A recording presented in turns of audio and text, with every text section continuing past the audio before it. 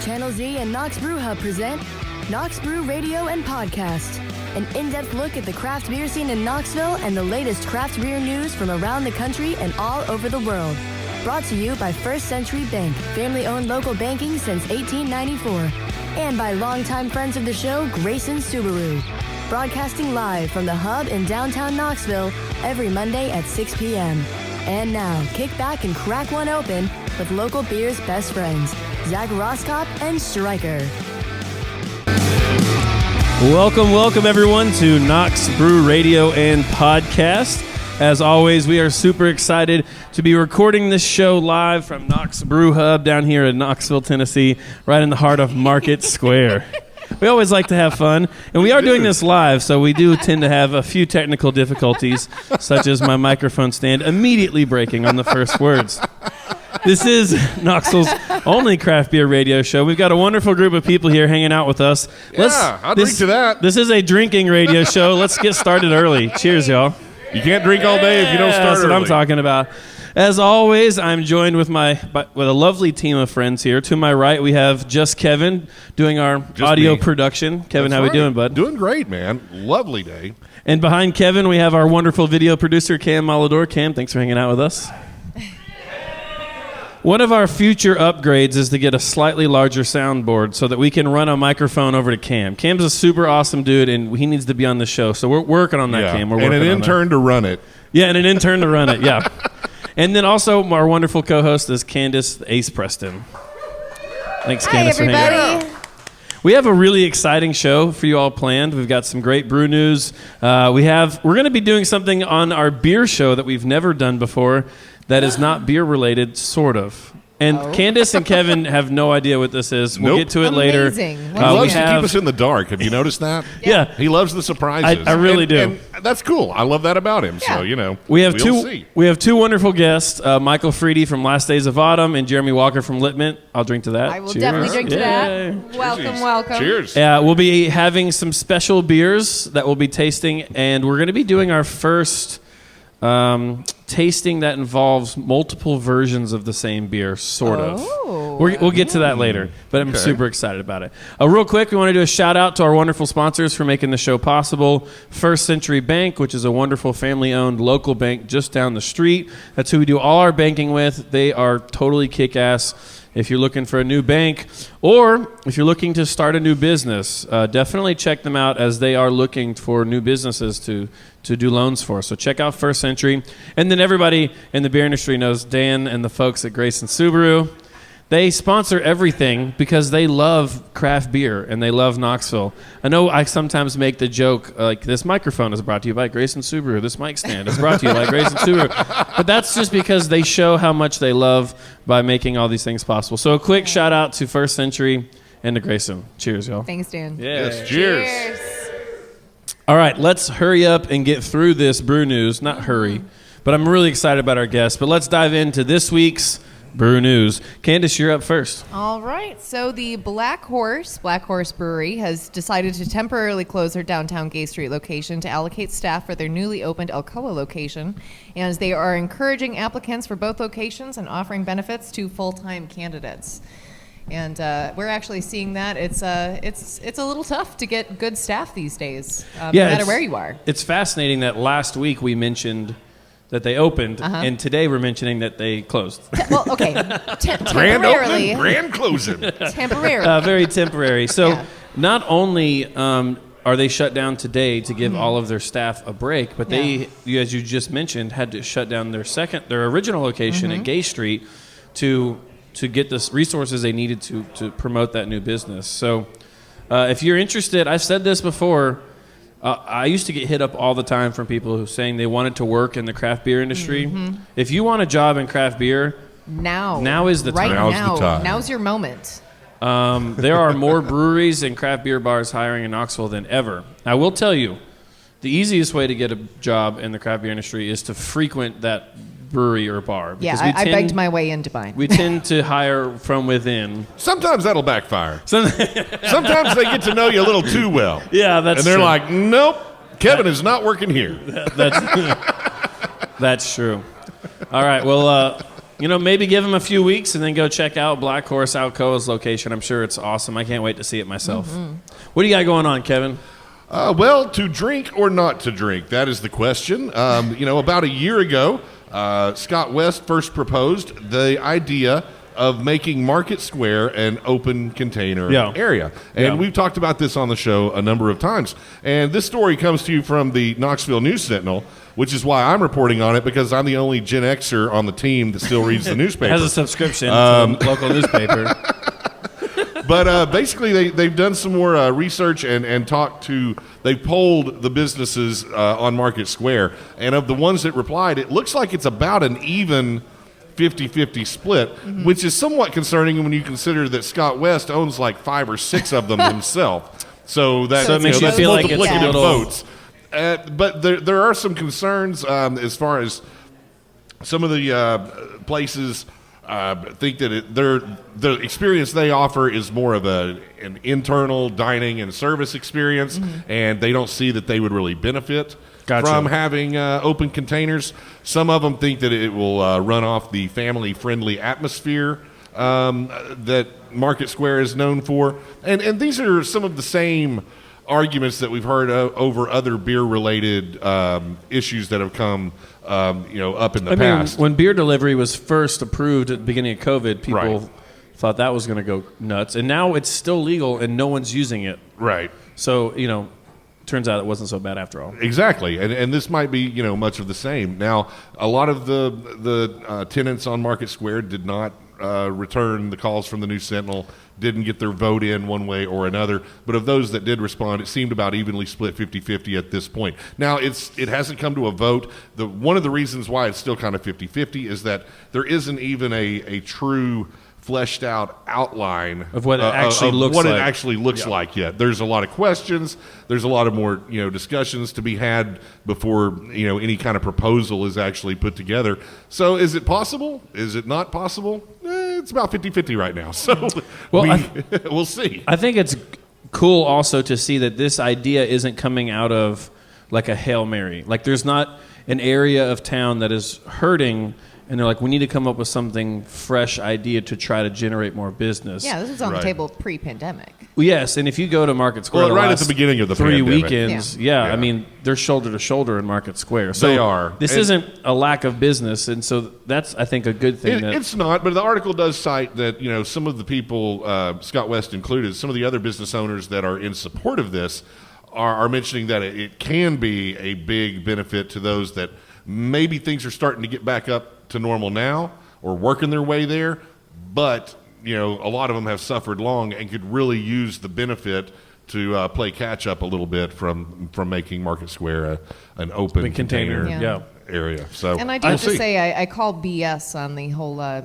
having beer present or alcohol present, making it a less family-friendly place. Working for Abridged, I mean, you have so many kids there. Families love to be able to bring their kids and also maybe enjoy a beer on a beautiful day. What's wrong with that? And also, kids go to bed by like 8 o'clock anyways, so after that, it doesn't really matter. Yeah. I will definitely drink to that. Yes, we will. All right, really quick, before we move on to our next story, let's do a quick poll here. Of everybody here in the audience, I'm going to ask you to raise your hand if you're in favor of the open container on Market Square, and then we'll do the opposite. So who here is in favor of open container on Market Square? All right, looks like about 85% of the room. Anyone opposed? We've got one opposed, and I will go into the third category. I am undecided. So let's talk about that after the show. All right. Well, there we go. The people have spoken. Our last Brew News story is a little self-serving. I'm super excited to announce to our wonderful team here that we have officially had our 200th podcast download as of this week. Yes. Really? All right. I'll drink to that. We've been doing this for... Don't you dare tempt me with a good We've time. been doing this for 5 weeks, 6 weeks now. Mm-hmm. 7th episode. This is our 7th episode. And our podcast is going strong. And the fact that, people are listening to it means a lot. So to you out there in podcast land, thanks for joining us. All right. All right, let's get to our guests and let's get to drinking. That's it for this week's Brew News.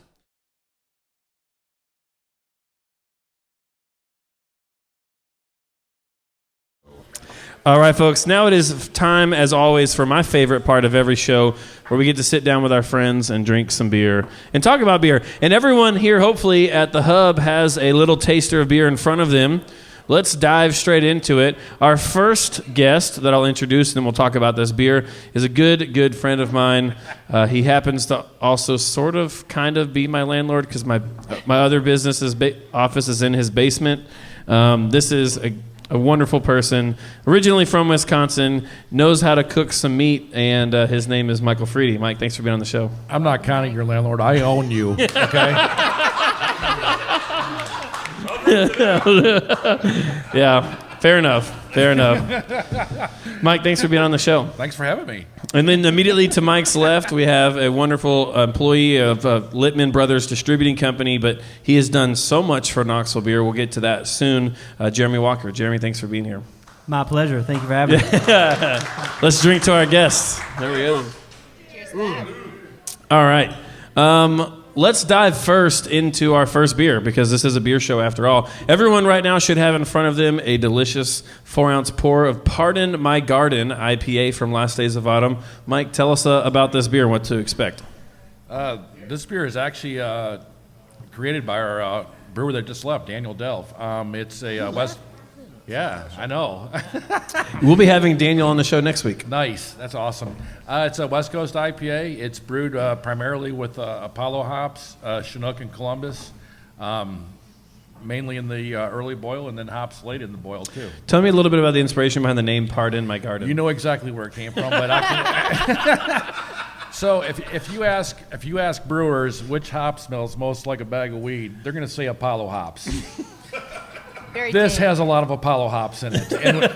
And so the first time we brewed it, that's literally what we smelled when we were making it. So that's where the name came from, Pardon My Garden. Because of Gotcha. the hops. Yep, because of the hops. Because of the hops. All right, y'all, let's take a sip of this. And they're sticking to it. It wasn't the safety meetings between like boil and anything else. Yeah, the ones in the boiler room, right? The boiler room, yeah. All right, let's raise our tasters and toast to Last Days of Autumn. Pardon My Garden. Cheers. You have to check the specs on the rotary girder. Now we have another beer to taste, but don't hold off on that one until we introduce it, because we got a little special story for that one. Mike, tell us a little bit about your story leading up to opening a brewery. My story leading up to opening a brewery. Who is Michael Frede? Oh God, man, I was boring. No, I worked in logistics. Doesn't that sound exciting? Exactly. No, I got In a world. I know. So over the course of about 10 years, I got laid off 5 times in logistics. And every time, you struggle, you have to find another job and get back on your feet and then do it all over again. I got tired of it. The last company I worked for, another merger, I knew another layoff was coming. I figured I can fail on my own. I don't need anybody's help. So I opened a brewery, And I love the simplicity of that story. That's perfect. And has there been moments that you've regretted that decision and moments that you've thought this was the right decision? Tell me. Oh, there's been a lot of both, yeah. A lot of both? It's every day is not, this is the greatest thing I've ever done. There's just like any job. There's days where you hate it, there's days where you love it. Hopefully there's more that you love it, Should be 5. Yeah, how gotcha, I can't count. How long has Last Days of Autumn been open? Actually, a little over 5 years. Our 5-year anniversary was this March, but we didn't get to really have a celebration because of everything going on. So, but yeah, we're over 5 years old, which is crazy. That is crazy. That is nuts, actually. That's whack-a-mole. Yeah, it is. It's hard to imagine, isn't it? It's funny because people they're like, you're one of the OG breweries in town. I'm thinking, it's only been 5 years. Now, you mentioned that it was kind of a boring logistical kind of thing, but I told you a long time ago that your food was so amazing, if you weren't careful, you're going to end up owning a restaurant that serves beer, not a brewery that serves food. You do have a restaurant background, and I know that because I used to work with you and Tracy at a restaurant. We worked together how many years ago? A few decades and a some few change. decades ago, yeah. But no, you've the food specials that you put on. Is that from your culinary background? It wasn't all just logistics for you. No, actually, I worked for FedEx, and FedEx had a tuition reimbursement program where they paid you back 100% of your tuition if you got an A. And it did not have to be job specific, so I literally went to culinary school while working for FedEx in a transportation department. Wow, I'll drink to that. That's cool. Yeah. That's cool. Yeah. I just, yeah, cheers to FedEx. Pitter patter. The FedEx School of Culinary. If it wasn't for FedEx, we wouldn't have, delicious food at Last Days of Autumn. Well, Jeremy, I've got about 1,000 questions for you, but I know that you love craft beer as much as I do. So let's dive into this unique tasting. All right, y'all. I don't think y'all are ready for this jelly. This will be the first time on Knox Brew Radio that we will be consuming something other than beer. It's gonna at be every person's table here is a Highwire Belgian Quad, which is a super delicious beer. I guess we'll start there. Jeremy, tell us about the Belgian Quad from Highwire. I can tell you what a quad is. I haven't had this beer Let's yet. do it together. So, all right, let's do this. Really, Wow, that's got a lot going on there. Smells like caramel. yeah, I'm getting some caramel. some raisin, Getting some a oxidized lot raisin. of oak character. Whoa. Yeah, a little. Whoa. Yeah. Whoa. Yeah, that's big. That's Oh wow. that's Wow. kind of oaky. A little oaky. Yep. Some vanilla. Definitely I'm Belgian. getting some fruit, some blackberry. I'm getting some dried, almost dark cherry. Yeah, stone fruit. One would say. Stone fruit. Yeah, that's a big burly beer. I think actually that would be great with some beef bourguignon. To I'm not trying to be silly, but a No, but big, that super honestly sounds rich, incredible. big It makes me want to smoke some meat, is what it makes me want to do. Hey, sailor. I told you not to have both of us on here at the same time. I know when Mike texted me and was like, Zach thinks it's a good idea to have two of us on air. I was like, woot woot. So, All right, well, let's raise a glass to Highwire Brewing Company. Nice, Cheers. pitter patter. Okay, so while all you lovely folks are enjoying this Belgian Quad from Highwire, we are going to take this up a notch up here at the host table. Yeah. Jeremy, what are we going to be drinking next? So this is going to be kind of a meta experience. So the beer that we're drinking, that Belgian Quad, is the base beer that went into making a bourbon barrel-aged quad that was done for McScrooge's.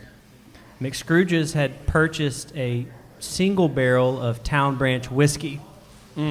So anytime a retailer does a single barrel, they get the barrel. Yeah. And so in turn, what they did was, being that we sell both Highwire and Town Branch, and the gentleman at the time that was working for us, and our Highwire rep, as well as the folks at McScrooge's, came up with the idea, hey,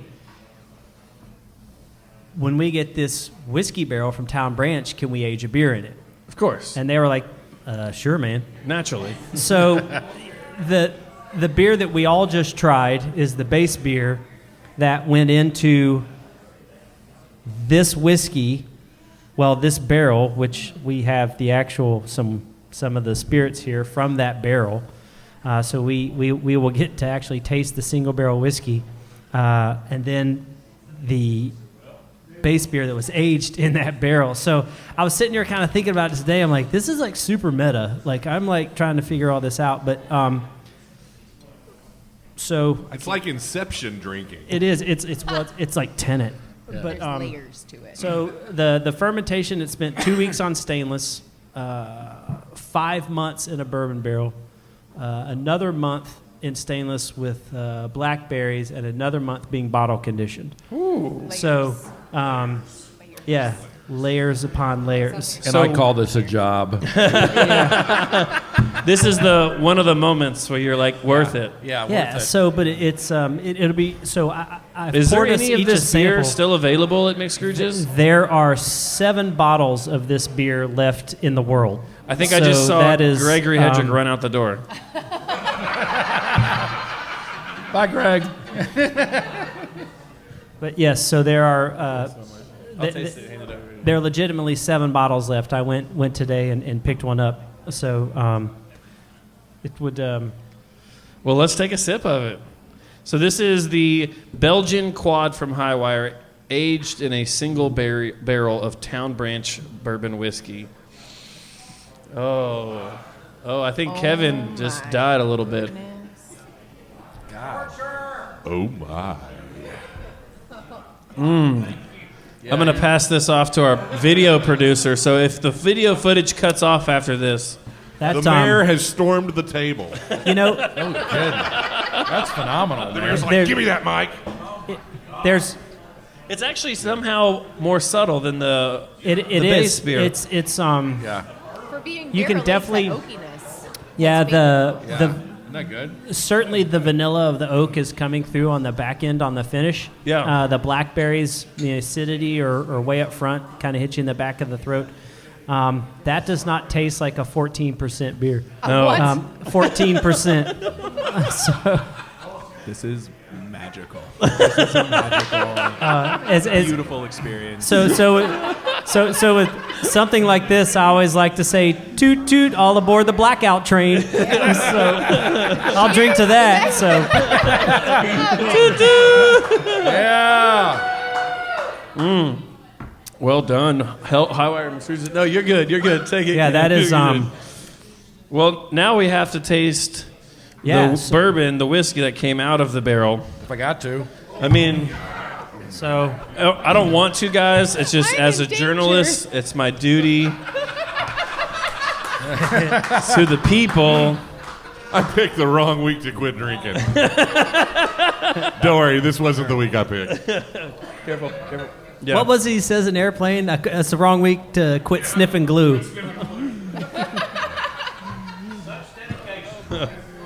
All right.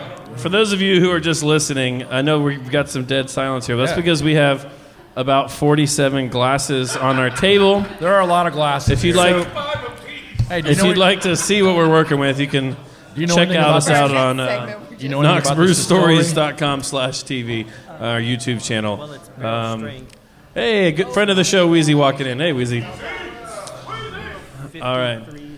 So, Jeremy, tell us everything you know about this bourbon that So, we're tasting for the first time ever on Knox Brew Radio. So Town Branch is a part of Alltech, which is out of Lexington, Kentucky.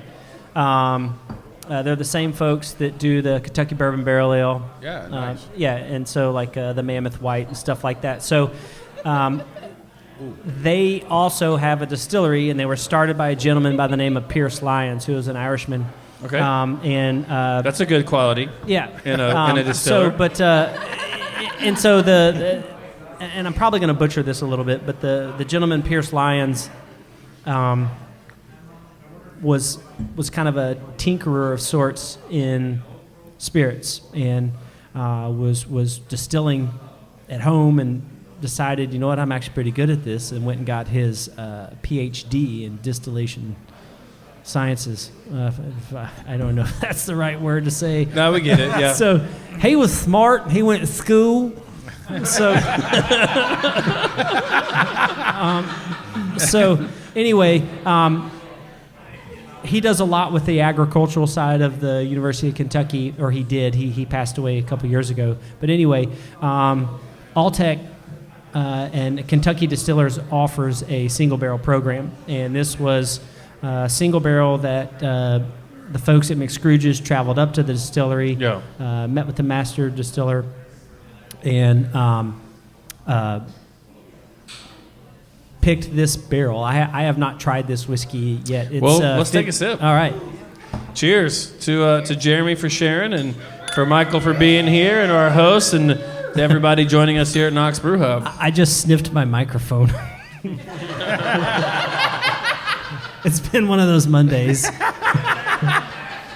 I've got to admit, I'm not, as much as I'm a fan of beer, I'm not typically the biggest fan of bourbon, whiskey, scotch, all of that. I like this. I want to know why I like it. Give me So an that ice is, cube, man.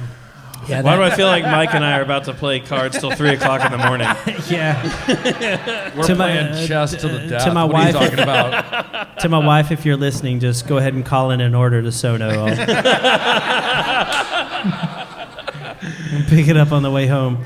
And I'll just say, if anyone has any questions for Jeremy after the show, he might stick around for a minute. Wink, wink. Yeah, not a problem. He's a fascinating individual. I'm very excited to get into these questions. No, but it's pretty interesting. Like, I would love to just kind of separately take some time if we, on another day to break all these down individually. Yeah, that'd be fun. And do that. But that vanilla on this from the oak really does kind of jump out.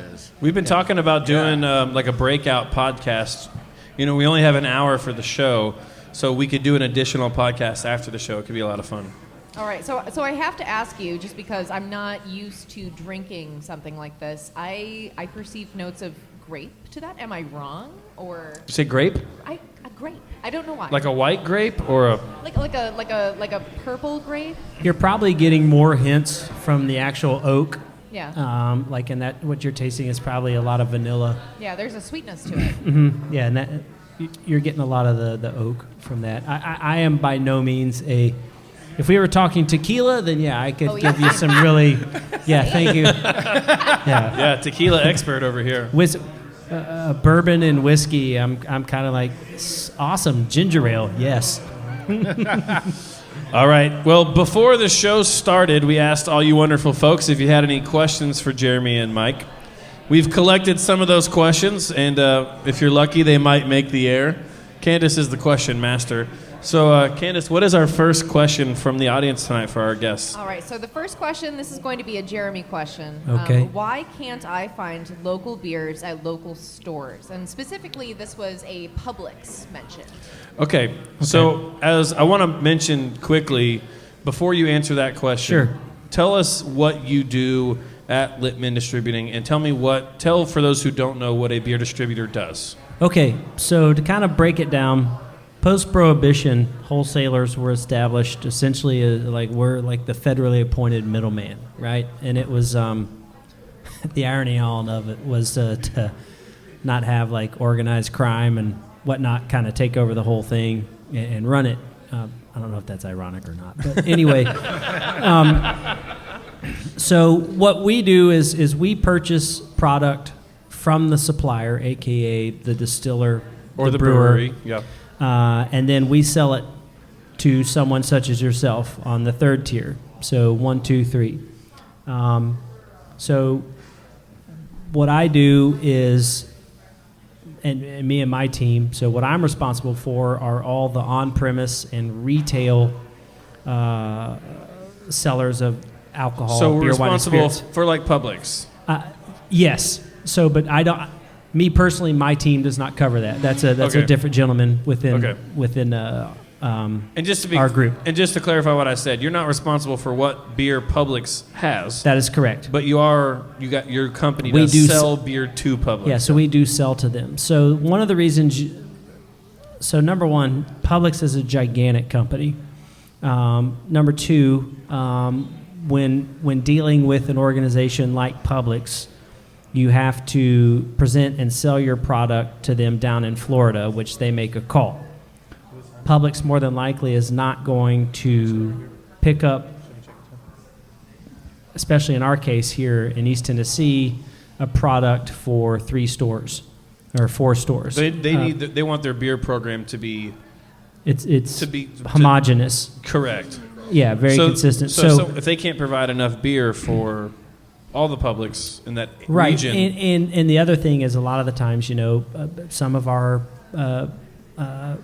local brewers self-distribute, and it's hey, do they have package available to which to distribute to that store? Now, some stores can make a local decision. Like, for instance, like Food City is a great local retailer that we deal with out of Abingdon, Virginia. They're very friendly to local beer. So one of the reasons being is like for a Publix, it's just a large national chain, and it's a different scale of sales, which is why.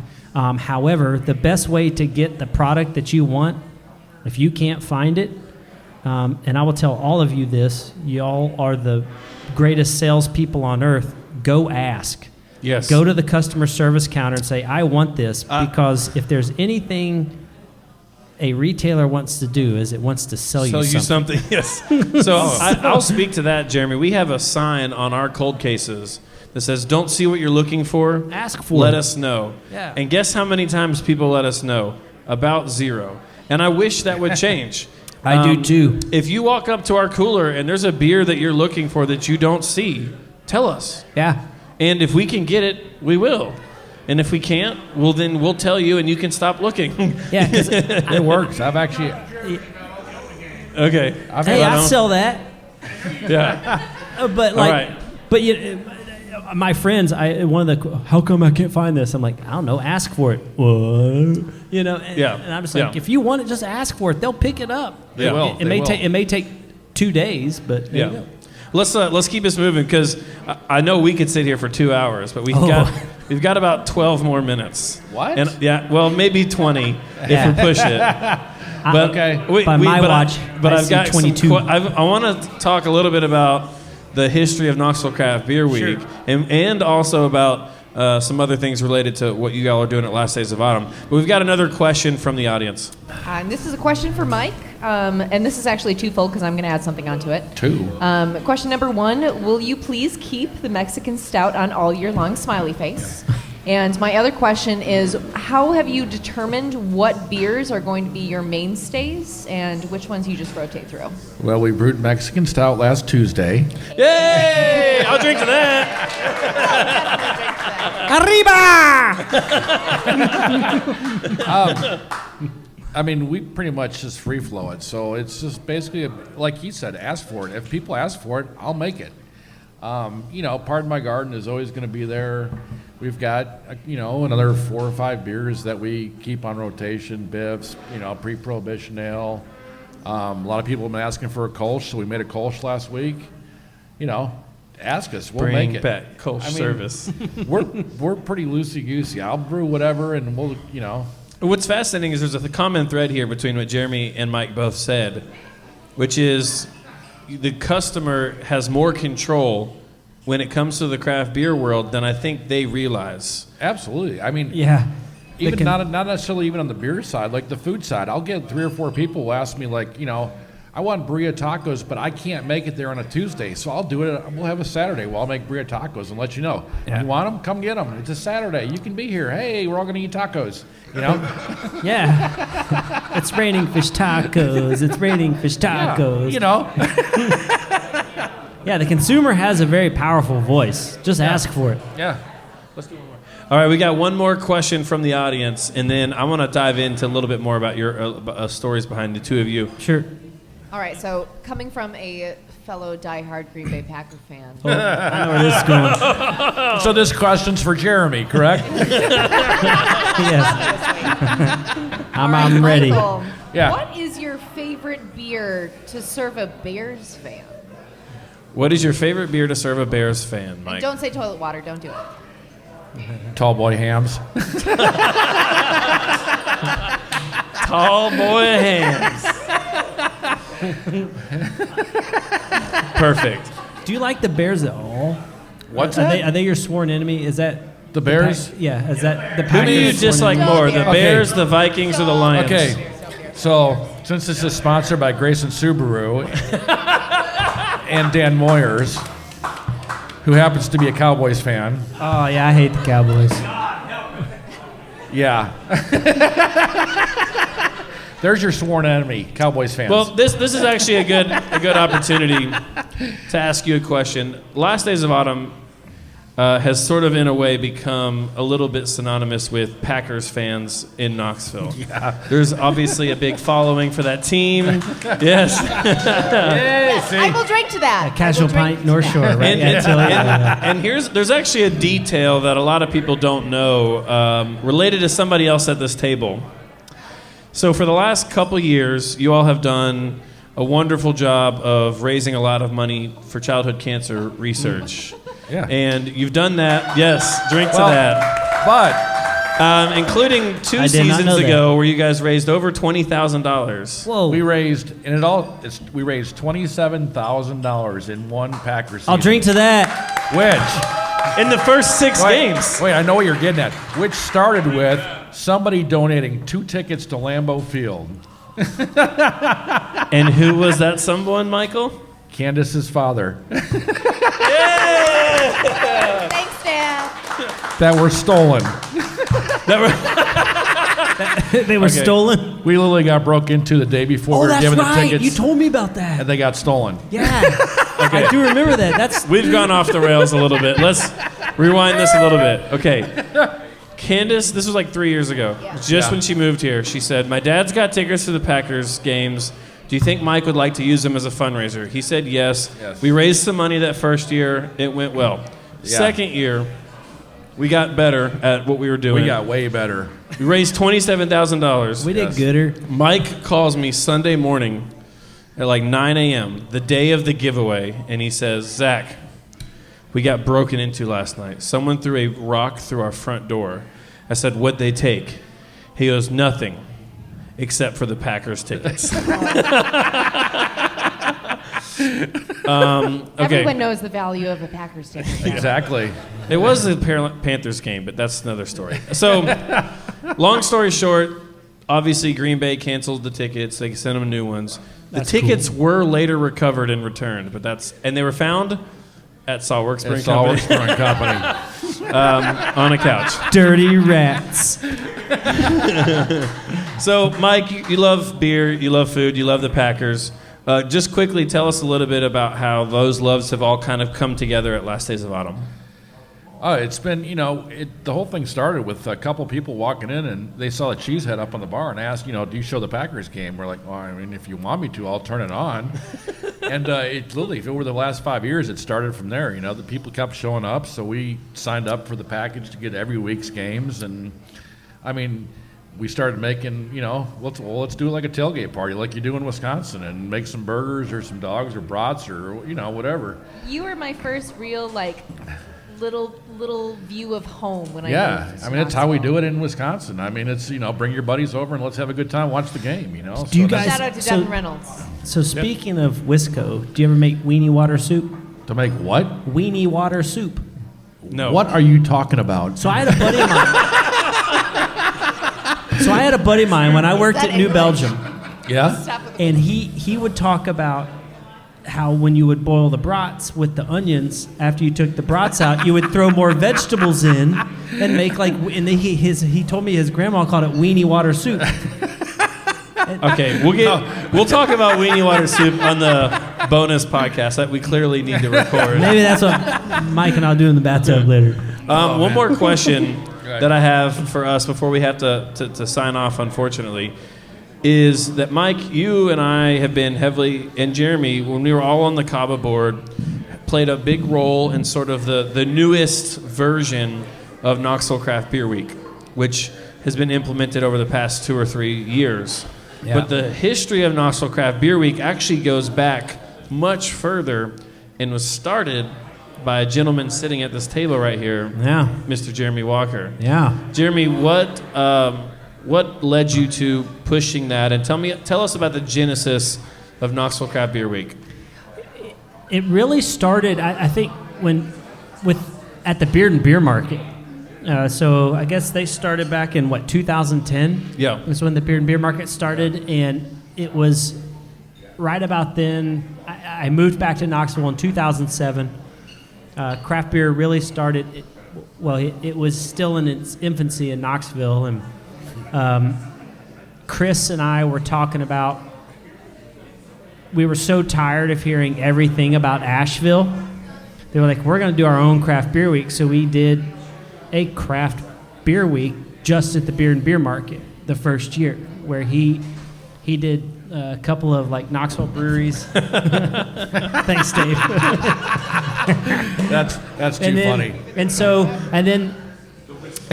So what we did is we got a lot that first year we got a lot of the at the time I was working for Eagle Distributing, and we got a lot of our craft suppliers to bring in one-offs and stuff that they did all week. And then it morphed and eventually became something where we got a lot of, like, we got Cherokee involved and the other wholesalers involved at the time when I was still working at Eagle, and it just really kind of turned into its own monster. Yeah. And there was a brew fest created around it. Yeah. I mean, that brew fest was kind of to end Knoxville Craft Beer Week. Yeah, and it was I didn't know that. yeah. That's pretty cool. Yeah, Yeah, and that's I, where the Knoxville Brew Fest originated, with being the the last event of nice. Knoxville Craft I Beer actually Week. met my wife at Knoxville Craft. Hey, I'll drink to that. So yeah. Hey. So yeah. Courtney, if you're listening, that's to you. Yeah. Jeremy's going to be home a little late tonight, but I'll he'll be all there right. eventually. It'll be okay. But yeah, it was it really came out, I think, out of frustration of being compared to Asheville all the time and people not really realizing what we had here. yeah, and it was more for me being from here and born and raised here. It's one of those things where it's like there's a great word. It's called topophilia, and it means love of place. And you know, thank you, Dr. Bell, 5th year geography class. But it's like, I was so frustrated hearing all this great stuff about going on in Asheville and no one giving any heed to what we were doing here locally. And it was like, yeah, we may not have a great like local brewer scene yet. Yeah. We have to start that. It really was a field of dreams. So Yeah. I love it. drink it and they will come. So The genesis That's cool. I didn't know of that. Knoxville Craft Beer Week was really people loving Knoxville and coming out of Beer and Beer Market. Then it sort of went to a little bit of a distributor ran. yep. And then when we created the Knoxville Area Brewers Association, Yep. we sort of took it back over. And Right. man, last Craft Beer Week of 2019 was really something special. And so I want to thank you for getting that started. Well, Yeah. I would just like to say it takes a lot of people to make something like that happen. Yeah. And it's, you know, thank you, but it's been the efforts of our local community and individuals like yourself that have really pushed local craft beer culture and entrepreneurs like Mike and his wife and Elst and Next Level and Aaron at Crafty and Yeah. really everybody. I mean, Yeah. I for anyone that's listening, all local craft brewers, it's amazing to see what we've created here. So I yeah, agree completely. It's awesome. Yeah, I'll drink to that. Yeah. Okay. Well, we don't have to drink, but go ahead. Yeah, figuratively. I think Candace has one more question for you all, and then we're gonna Sure. sign off here. Yeah, so last question. So, last days bottom, congratulations, 5 years in town, and you've been in town for a while as well. Might be a loaded question, but did you ever perceive that the craft beer scene in Knoxville was ever going to be as big as it is now? I thought it would be big. I thought it would grow just like, like you see Asheville, you know it's going to grow. Yeah. I didn't necessarily think it was going to grow in the direction that it did grow. Like, I guess You mean north like of downtown? like, Yeah. Central. like me and 18 of my closest neighbors. You know what I mean? Yeah. Yeah, it's been interesting. I mean, I knew it was going to grow. I just didn't know it was going to grow at this pace. I didn't expect to have, how many breweries do we have now? 21 Yeah, okay, I was in gonna Knox say 19. County. 21 in Knox County in under 5 years. I mean, And more than that if you include the counties touching. yeah, Yeah. I didn't expect that pace. Yeah. That's awesome. It's crazy how quickly Knoxville beer has grown. To think about it, and this is very quick, but like in my mind, there's been three waves. Mm-hmm. Wave one was Sawworks, Black Horse, Downtown Grill and Brewery, Yeah. Smoky Mountain. Wave two was Last Days Crafty Alliance, that bunch. And then we sort of had some wave three, lately with Zool and Orange Hat and Next Level. And so to think it's grown so quickly in 5 years that you're not the latest wave, I know. it's mind-blowing. What about you, Jeremy? My senior project in college, I was a geography major, was the geographic distribution of craft brewers east of the Mississippi River. Oh. And I got a B because my professor told me that it sounded like a Chamber of Commerce pitch to a city. And so now, what is that, 97? I have to, if anybody ever listens to the Howard Stern show, I'm like, okay, so 10 is 2007, 2017 to 20, add the 24 years, is that right? 24 years later, here we are. I felt that it could get there. Yeah. I didn't know if it would, but it was. I can hear people that I used to work for say it'll never work. It's a fad. So. I have a very great counter argument to it's a fad. It's not a fad. Have you ever met an ex-craft beer drinker? No. Oh, go ahead. I'll wait. But again, to really, I guess, to kind of close out the question is like, did I ever think it would get here? I don't know if I thought it would. I hoped it would, and I felt that it would. And so here we are, and it's just one of those things, like if you work hard enough and you believe in something, it will happen. And it's just like, just tell the story, keep pushing the narrative, and get, my thing and my team will tell you, if I can get my beer in your hand, you will drink it.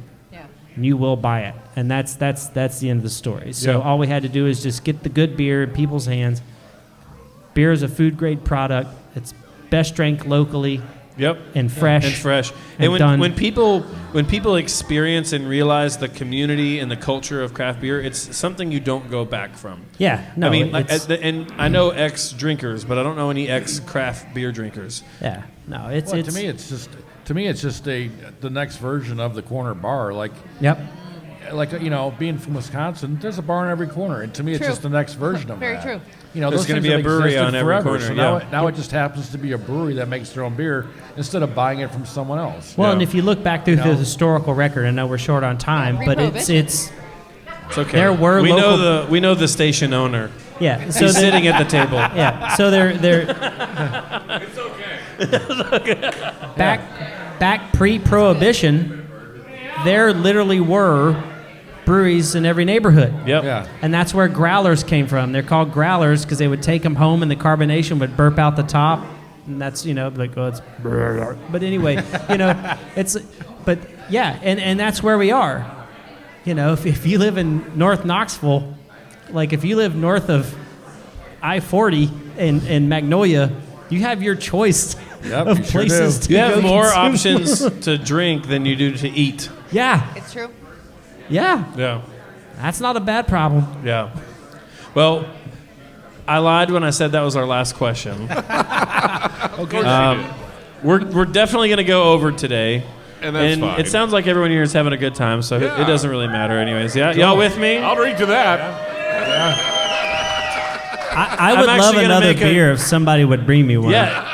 We'll get you another beer. We'll get you another beer. He just wants more whiskey. No, I do not. I will make a quick shout out. I've got some family in the house today, driving up from Florida on their way to Wisconsin. Uncle Rob and Jean in the house. Thanks for coming in. Yeah. Okay, so we have a tradition on this show. Eventually, this tradition will end, but it hasn't yet. Every single episode, we have asked the guest the same question, and I'm going to ask that same question to both of you. 10 years from now, looking back on the time when you owned a brewery during a global pandemic, and you ran the sales region of a distribution company, what is a moment that you will never forget that was positive? What was something in 2020 that meant so much to you or moved you in a way to where that is a takeaway from this time period that you'll share with people for the rest of your life?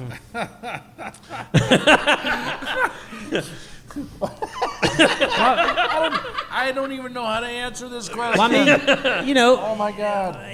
I can say this, Mike. You and I talked on the phone when it was going on. Yeah. And asked, and I think I brought your staff some booze. You did, yes. You bought a Little jug morale of gin. support. Yeah, It was I awesome. took his staff some gin. Yes. So that's your answer? Well, not is that mine, Jeremy but that's- brought your staff gin? No, that's not my answer.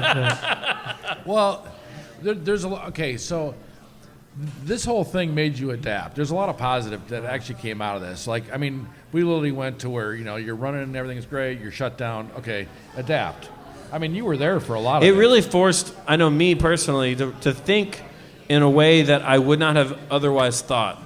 I'm better at my job now than I was a year ago. Way better. Yeah. And I can adapt on the fly. I mean, I've done things I never thought I would have considered doing before then, Example? Okay, so before the pandemic, we sold probably 70% food. I mean, 70% beer to 30% food. Yeah. We sell more food than beer now. Told you. So good. And it literally because of the way we adapted to the pandemic, moving from beer to food, and family packs and specials and to-go food and whatever we had to do to survive to bring in enough revenue to pay the bills for the month. Yeah. We're better for it at the end. I think that our beer is just as good and our food's even better for it, Yeah, if anyone is not aware, some of the best barbecue in Knoxville. Yeah. Yeah, it's good. Hey, I'll drink to that. So, I mean, and to your point, Mike, I mean, I think Alex Shirey was on the show, and she said it best. She said it was a break. It was Alex from Clinch River. Oh, thank you. Yeah. Oh, yeah. She said it best. She said it was the break I didn't want, but once I was forced to take it, it was the break I knew I needed. And sort of this idea that it pushed us all in a direction that we didn't have a choice, but when we found ourselves there, we found a way to make it work. It was for me, I know that it had a positive impact overall. Although there was definitely some struggles and challenges. It was the same for you. For me, it's sink or swim, and it's not like, I sink and my business closes. Well, it's everything I have. I mean, everything. Everything, same. So you swim. Swim, yeah. Jeremy, so what was it like for you? I know because we reported on it on the show. We know that off-premise sales skyrocketed. Right, it's nuts. So what was it like for you all in the distribution world? As you said, the retail component of distribution skyrocketed. However, this will be my 20th year in this line of work, and for 20 years I have been an on-premise focused salesperson. I've been in bar and restaurants for the last 20 years. Selling kegs to bartenders. Yeah, and just the way I call it is Knuckle Dragon. And, I think the positive side of this for me is that old adage of adversity doesn't test character, it reveals it. I love that. And Love that. and it was awesome to see, like Mike says, what we had to do to keep it open. Like, I knew that the grocery stores and the gas stations and the liquor stores and all that would stay open, but for me, I was so concerned about my on-premise customers because these are people that are my friends. Yeah. I would call Mike my friend. You're my friend. Yeah. You better call me your friend. Well, Son of in a- front of you, I will. But it is, but it's like, Zach, you drove me around and my friends at my bachelor party. Yeah. And I can remember you and me going out on mountain bike rides because First ever. you and I didn't have anything to do. Yeah. And we got to talk. So I think for me, the positive side of it was getting a short, honestly, I say short, so like in April, May, Yeah. to step back and really get to connect with my customers on a level that I hadn't had time to do that. And I've come out of this with stronger relationships and actually knowing people. Like my buddy George, I was like, "What are you doing?" He's like, "I bought a crossbow." And it's like, sweet, I'm coming over. And there was a lot of fear.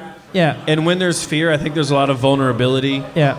And in those moments, there's a lot of opportunity to grow and to strengthen relationships. Yeah. And it sounds like that was a positive for you. And I don't know, like, anyone that's dealt with me knows that, like, and this isn't about me, but like for me, the relationship you have with your customers is key because I would never sell anything that I would think is garbage to you. Yeah. And I'm genuinely concerned about their business. And it was, to me, that was the positive that came out of it was how can we turn this around? Yeah. And it was seeing when we all got on that phone call together for Kava, freaking out, like, what are we going to do? It's like, everybody stop panicking. Just stop. We're going to be okay. Yeah. And I think that's... Because we were all on the board at that time. Yeah. Yeah. And that was, I guess, the positive moment for me and all that was just seeing the resilience of us as a group and the ability to adapt and just to come out of it stronger on the other side to just like, Yeah. Well, of all of the I'll drink to that's we've had on the show today, that is my favorite one. There you go. I'll drink to that. I'll drink to that. Pitter patter. Let's get at her. Jeremy and Michael, thank you so much for being on the show. It means a lot to me to have you for guys having here. us.